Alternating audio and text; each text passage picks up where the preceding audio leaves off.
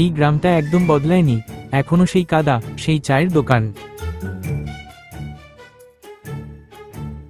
আরে সোহেল, কতদিন পর এলি, এখনো তোর চেহারায় শহরের ভাব। ভাব না খালা, এটাই লাইফ। গ্রামে টিকেই বাকি। শহরে চাকরি করিস ভালো কথা, কিন্তু এই মাটি, এই গরু, এই ধান, এসব না থাকলে তোকে মানুষ করতে পারতাম না। বাবা, এইসব দিয়ে কি আর উন্নতি হয়? আমি শহরে একটা বড় প্রজেক্টে কাজ করছি। শহরের চাকরি তোর, কিন্তু আমার মন পড়ে থাকে এই গাছে, এই জমিতে।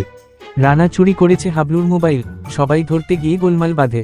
সোহেল প্রথমে মজা নেয়, পরে হাবলুর কান্না দেখে ভাবনায় পড়ে যায়। হাবলু, তুই কি করে এত খুশি থাকিস?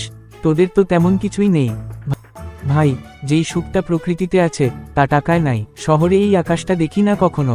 বাবা, তুমি যদি চাও আমি এবার কিছুদিন এখানে থাকি, তোমার সাথে চাষাবাদ শিখি। আমার ছেলে মাটি ছুঁতে চায়, এর চেয়ে বড় আনন্দ আর কি হতে পারে? আমরা সবাই গ্রামের মানুষ, কারো জিনিস নিলে কি নিজের লোককে ঠকানো হয় না? ভাই, ভুল হইছে, আমি ফেরত দিচ্ছি, আর করব না। এই ছেলেটা শুধু শহরের না, এখন গ্রামেরও গর্ব।